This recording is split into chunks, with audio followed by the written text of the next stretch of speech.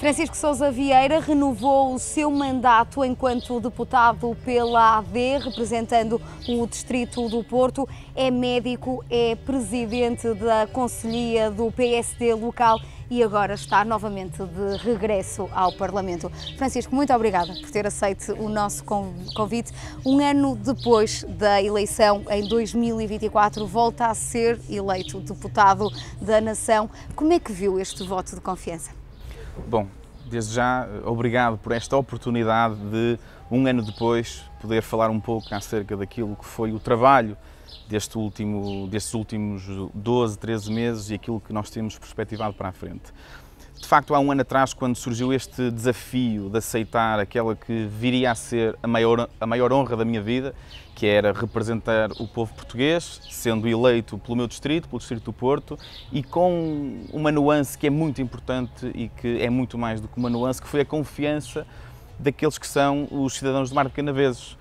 Porque, sendo eleito pelo Distrito do Porto, poderia a AD ter perdido as eleições no Conselho de Mar de Canaveses, mas essa vitória que aconteceu e que, depois de quase 10 anos em que o PSD não vencia eleições do Mar de Canaveses, ter conseguido essa confiança por parte dos marcoenses, AD, Luís Montenegro e também eu próprio, foi um grande orgulho, mas também uma grande responsabilidade, porque sabia que estava a ter um voto de confiança dos marcoenses, para além dos restantes habitantes do Distrito do Porto, e, portanto, isso pesou naquilo que foi o assumir de responsabilidades na Assembleia da República, num novato, porque era a primeira vez que estava na Assembleia da República, um desafio muito grande, uma pressão muito grande, num contexto parlamentar muito exigente, com uma geometria partidária inédita, e isso fez com que eu próprio também tivesse de estar permanentemente em aprendizagem, não só como autodidata, mas também a tentar beber da experiência dos demais deputados. E, portanto, um ano depois, voltando a vencer as eleições, a AD no país, no distrito e no Mar de Canaveses com uma vitória mais expressiva, eu estou muito grato e também com uma nova responsabilidade ainda mais acrescida para continuarmos a fazer o trabalho que ao longo deste ano fomos capazes de fazer. Qual considera que é, no fundo, a maior responsabilidade e o maior desafio quando se senta na cadeira parlamentar? O maior desafio é nós termos a consciência de que um deputado é representante de todo o povo português. Não é do círculo que o elege, não é do seu município, é de todos os portugueses. E isso tem sido um grande desafio, nós nunca esquecermos de que representamos todo o território, mas também há uma linha ténue entre aquilo que é a nossa própria sensibilidade, seja pela nossa profissão, e eu, enquanto médico, tenho uma sensibilidade maior para as questões de saúde, mas também a nossa sensibilidade territorial. E, naturalmente, que eu, não querendo beneficiar os cidadãos do Marco, do Distrito do Porto, em detrimento de outros, mais uma vez porque nós representamos todos os portugueses, naturalmente que o conhecimento empírico que um deputado como eu e como outros têm do seu território é um instrumento fundamental para, na Assembleia da República, reivindicar com mais capacidade argumentativa, com maior capacidade de sensibilização dos demais partidos e dos demais deputados para a necessidade de nós atrairmos para a nossa região investimento, políticas públicas e, portanto, esse tem sido o grande desafio, que é conciliar, mais uma vez, representar o povo português, mas ao mesmo tempo tentar puxar para a nossa terra, para a nossa região, o máximo de atenção e de carinho por parte do Governo em funções. Que prioridades então definiu para a próxima legislatura relativamente à região do Tâmega e Sousa? As prioridades não mudaram desde há um ano. Há um ano atrás, quando a AD mereceu o voto de confiança dos marcoenses e dos cidadãos do Tâmega e Sousa, era com um programa eleitoral a 4 anos. E, portanto, esse programa eleitoral foi interrompido ao fim de um ano. Seria estranho se um ano depois as nossas prioridades mudassem ou o nosso programa eleitoral mudasse. Não é assim, continuam muito bem definidas aquilo que são as nossas prioridades enquanto programa de governo, enquanto programa do Partido Social Democrata, que foi o partido que eu pertenço e que me elegeu, mas em particular para a região do Tâmega e Sousa. Nós temos uma consciência muito clara de que a nossa região tem sido, nos últimos anos, completamente esquecida pelo Governo Central. Isto não é apenas forma de falar. Aquilo que nós sabemos, pelos indicadores que existem, é que a região do Tâmega e Sousa é das regiões da Europa com o pior poder de compra. Nós perdemos poder de compra, nós temos perdido população, porque não temos conseguido atrair investimento, temos desperdiçado o nosso talento e não temos sido capazes de acompanhar as regiões em redor, noutros distritos, naquilo que é a captação, quer do setor industrial, para a criação de emprego, quer naquilo que é as políticas de habitação, para fixar famílias, para emancipar os jovens. quer naquilo que é a própria qualidade de vida, que aqui no nosso caso do Mar de Canaveses tem a ver com a água e saneamento, ou seja, há muitas infraestruturas que estão em falta. Claro que todas elas têm um aspecto transversal, que é a questão das acessibilidades e das infraestruturas, que continua a ser, para os deputados da região, uma das prioridades que tem a ver com uma capacidade dos cidadãos poderem circular de forma segura, de forma fluida, sem congestionamentos, para que possam viver no Marco e, se quiserem trabalhar noutro local, possam trabalhar, ou vice-versa, podem viver noutro local e trabalhar no Marco. Aquilo que nós não podemos é impedir, por meio das acessibilidades, que se trabalhe ou que se viva no Mar de Canaveses. Não é isso que nós queremos, e quem diz o Mar de Canaveses diz toda a região do Tâmega e Sousa. E por isso é que, para capacitarmos esta região, é preciso também oferecer os serviços públicos mínimos. E quando eu digo mínimos, nós sabemos que no caso da saúde em particular, temos uma ULS do Tâmega e Sousa que está subdimensionada, é reconhecido, é sabido por todos os partidos. Agora, há claramente uma diferença naquilo que nos últimos anos foi o tratamento do Serviço Nacional de Saúde, e essa, a minha em particular, é por estar na Comissão Parlamentar de Saúde, por ser o coordenador dos deputados do PSD nessa área, é a área que eu todos os dias me bato para que a saúde esteja ao alcance de todos. Sejam do Tâmega e Sousa ou não, sejam do norte ou do sul, do litoral ou do interior, pobres ou ricos, mais ou menos doentes, a saúde tem que estar ao acesso de todos, e essa continua a ser, de forma transversal, a minha área de atuação, ainda que para o Tâmega e Sousa, quer naquilo que é a reivindicação por questões antigas, como é o caso do IC35, como é agora por uma questão que pode parecer que é nova, mas que não é nova, que tem a ver com o trânsito no Marco de Canaveses, na travessia da Ponte de Canaveses, que é algo também que tem vindo a debate público de uma forma pouco prática e pouco real, porque aquilo que está em causa tem a ver com uma incapacidade do município do Mar de Canaveses de aceder àquilo que são as solicitações do Governo Central para levar qualquer projeto avante. Mas não é sobre isto que estamos a falar, eu também não queria entrar em questões de política local, mas de facto para o Tâmega e Sousa há um aspecto essencial que o PSD tem em detrimento de outros partidos, que é uma representação do nosso território na Assembleia da República. Mais uma vez, os deputados representam todo o país, mas naturalmente que ter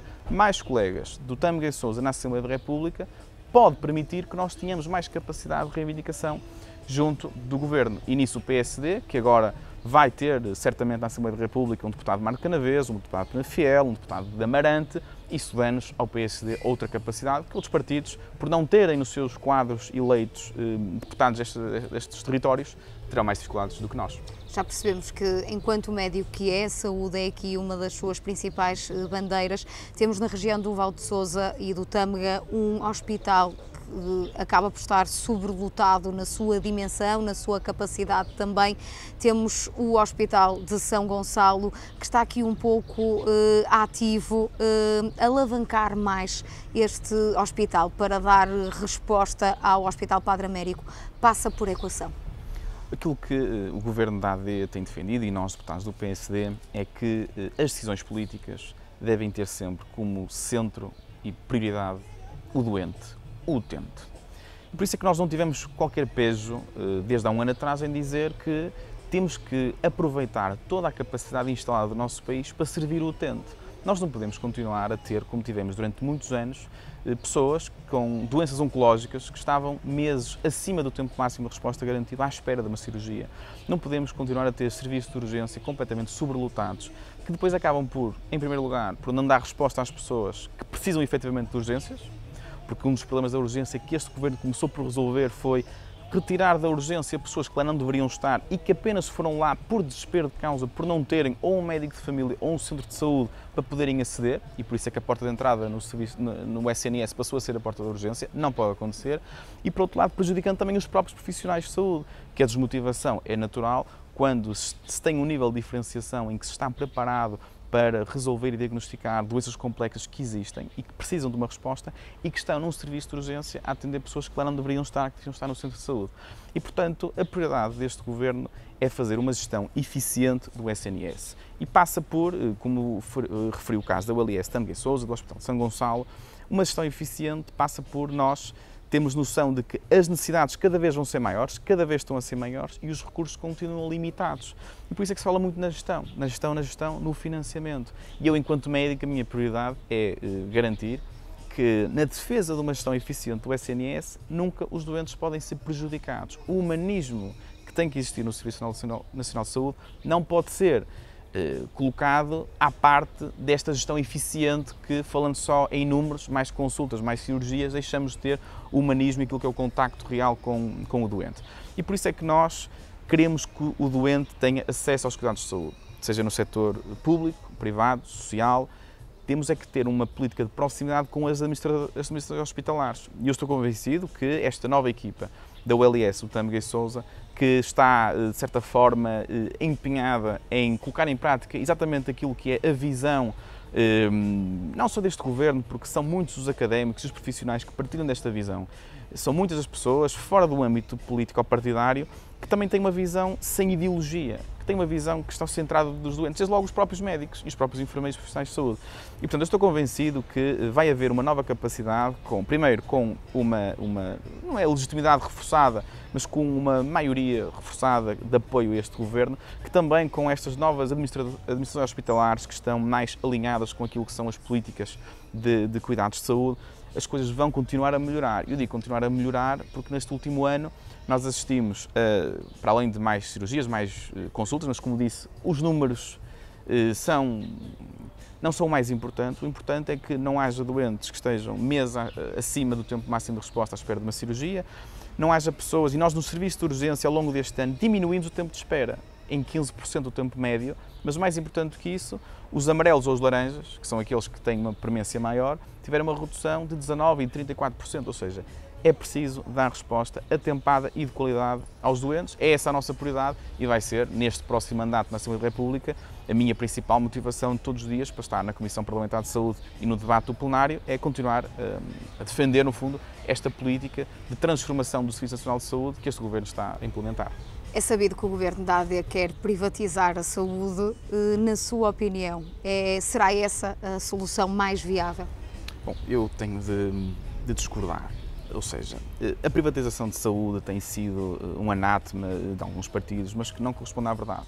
Por um motivo muito simples. Nós, se olharmos para os últimos 8 anos, aquilo que nós assistimos foi vários pontos. Em primeiro lugar, pela primeira vez, o orçamento para a saúde passou a ser mais de metade para o setor privado, coisa que antes não era. Ao longo destes últimos 8 anos, foram inaugurados dezenas de hospitais privados e foram inaugurados 0 hospitais públicos. Perdemos 14 hospitais públicos, ganhamos dezenas de hospitais privados. Ao longo destes últimos anos, nunca se viu o setor privado a faturar e a lucrar tanto como agora. Mais do que isso, nós temos cada vez mais pessoas que, para além do seu seguro de saúde da AD, ou seja, para além de pagarem impostos para terem um Serviço Nacional de Saúde, ainda têm de gastar dinheiro num seguro de saúde privado. Ou seja, nesses últimos 8 anos tivemos um crescimento exponencial daquilo que são os seguros privados de saúde, em que quase metade da população neste momento tem. Isto, por outras palavras, para dizer que ao longo destes últimos anos, aí sim nós vimos um aumentar dramático de recursos que são direcionados para o setor privado. Mas nós não temos problema nenhum com isso, desde que o doente seja servido. E, portanto, dizer que este Governo está a procurar privatizar a saúde não corresponde exatamente à verdade, porque aquilo que este Governo está a tentar fazer é, de uma forma inteligente, gerir os recursos. Ou seja, já que nesses últimos 8 anos tantos recursos foram para o setor privado, por que não nós, em vez de estarmos, no fundo, a tirar a pedra e a esconder a mão, entramos em cooperação e em disputa saudável? Porque este Governo, há um aspecto que fez que é a marca da governação deste último ano, que tem a ver com trazer uma paz social para o setor das carreiras públicas. Foi este Governo que chegou a acordo com os médicos, que chegou a acordo com os enfermeiros, que chegou a acordo com os farmacêuticos. Eu recordo que a carreira dos enfermeiros não era revista desde 2009. A carreira dos farmacêuticos não era revista desde 1999. E, portanto, este Governo tem conseguido atrair e fixar os profissionais de saúde. Porquê? Porque está a valorizá-los, está a dar-lhes motivos para ficarem no SNS. Porque nós, só como profissionais motivados e dentro do SNS, é que conseguimos dar uma melhor resposta às pessoas. E, portanto, esta deve ser a principal missão, e eu tenho a certeza, porque aquilo que vamos avaliando em apenas um ano, foi, de certa forma, trazer uma paz para o setor da saúde, valorizar os profissionais de saúde, e isso dá-nos também uma confiança que nós acreditamos que também teve reflexo neste resultado eleitoral, para continuar este trabalho de apostar e investir no Serviço Nacional de Saúde, que é o pilar do nosso serviço público na área da saúde. Francisco, este resultado eleitoral trouxe aqui um reforço para a AD, mas vimos também aparecer o Chega como possivelmente a segunda maior força partidária. Imagina-se no Parlamento a ter que debater com as ideias de Chega? Sim, este último ano já tivemos essa força partidária com uma expressão relevante, mas eu trato qualquer deputado, qualquer partido da mesma forma, com todo respeito, com elevação e com uma convicção clara, que é pela disputa das ideias que nós conseguimos fazer valer as nossas em detrimento das demais. Claro que aquilo que se espera de qualquer deputado, do Chega, do Partido Socialista, do Bloco de Esquerda, é que haja um respeito entre pares, a bem e por respeito também aos nossos eleitores. Eu estou convencido que este sinal que os eleitores deram no passado dia 18 de maio foi por um sinal de estabilidade. Os próprios partidos reconhecem, ao fim de um ano em que tivemos umas eleições que ninguém queria, que os portugueses não querem eleições, querem estabilidade. Houve ligeiras alterações, apesar de haver uma queda grande do Partido Socialista e um aumento ligeiro do Chega, a geometria parlamentar não ficou muito diferente. Nós vamos ter um governo que continua a não ter maioria absoluta e que vai continuar, como até agora, a fazer pontes, a tentar diálogo para chegar a bom porto e a implementar as suas políticas. E, portanto, dizer que nós reconhecemos que o voto, quer no Chega, quer no PCP, quer no Bloco de Esquerda, tem muito de uma noção de que há problemas que têm sido arrastados há muitos anos e que precisam de uma solução. Nós estamos convencidos que o governo da AD tem essas soluções para esses problemas e, portanto, nós temos que saber reconhecer este sinal que os eleitores deram ao dar uma confiança maior ao Partido Chega, também à AD, menor ao Partido Socialista. Isto tem que significar qualquer coisa, tem que significar que os seus programas eleitorais têm maior acolhimento na sociedade. E, portanto, se o Chega tem maior acolhimento pelas suas propostas e o Partido Socialista tem menor ou o Bloco tem menor, nós, enquanto governo, o PS enquanto governo, tem que saber interpretar estes sinais, e tenho a certeza que não será pelo governo da AD e de Luís Montenegro que o diálogo não será feito e que os problemas não serão resolvidos por falta de apoio parlamentar. O Francisco falou em estabilidade. Há quem diga que a única forma de se conseguir travar aqui a força do Chega é uma união ao centro. Como é que vê este possível cenário? Eu creio que o principal garante de estabilidade foi dada pelos portugueses, que foi o resultado destas eleições. Eu creio que, de futuro, quando qualquer partido entender que deve apresentar uma moção de censura, chumbar uma moção de confiança, deitar um governo abaixo, deve olhar para estes resultados e para o sinal que os portugueses disseram que é o maior sinal de estabilidade que se pode pretender. Agora caberá aos partidos, quer ao Chega, quer ao Partido Socialista, também fazerem a sua própria interpretação. Da parte do Governo, da parte do PSD, mantemos aquilo que sempre dissemos, que é queremos dialogar com todos. E a prova disso é que há um ano atrás, no próprio programa de Governo, Luís Montenegro incorporou medidas dos partidos todos. E, portanto, nós não temos, desde que as medidas tenham validade, mérito e, de facto, contribuam para resolver problemas, não é por virem do Chega ou do PCP que deixarão de ter acolhimento por parte do Governo. E é isso que eu estou convencido, de que a estabilidade vai sendo cada vez mais conquistada à medida que os problemas forem resolvidos. O que este Governo precisa é de tempo para os poder resolver. Francisco, o que é que um médico aprendeu com a política e o que é que um político nunca se pode esquecer da área da medicina? Eu, há pouco respondi de certa forma. A medicina tem um componente humano muito forte. A relação médico-doente é algo que tem um sentido prático de resolver um problema, mas também tem um sentido de compaixão. Eu acho que os políticos nunca podem perder estas duas componentes. Por um lado, o sentido prático de resolver os problemas que não são os seus diretamente. Isso tem que haver aí, e por isso é que um político deve ter uma idoneidade real, deve estar na causa pública com o sentido de resolver problemas que não lhe afetam a si diretamente e tem que ter os instrumentos para conseguir resolvê-los, mas por outro lado também tem que ter esta compaixão, que é exatamente a urgência de resolver um problema que não é meu. Eu só consigo estar motivado para o fazer se tiver compaixão, se conseguir ter a empatia por problemas que não são os meus, mas que eu não será por isso que me deixarei de bater todos os dias para os resolver. E, portanto, eu acho que isso é um dos pontos comuns que deve, como digo, há maus exemplos de parte a parte, quer numa profissão, quer noutra, mas estou convencido que esse é o grande elo de ligação entre o médico e um político, que é ter conhecimento e capacidade prática de resolver os problemas das pessoas, mas ter também uma empatia, uma compaixão que lhe faça resolver um problema que não é seu. Claro que o médico quer resolver o problema do seu doente, o médico pode ser alguém saudável e o seu doente está doente e ele quer resolver o problema. E um político também pode não ter problema para comprar uma casa, ou pode não ter um problema para chegar a um hospital, mas se há um português que tenha, ele não pode dormir descansado enquanto esse problema não estiver resolvido. Francisco, muito obrigado. Muito obrigado eu pela oportunidade. E é com sentido de compaixão e sentido prático que Francisco Sousa Vieira vai regressar ao Parlamento, sempre com a região do Tâmega e Sousa em pensamento e em equação.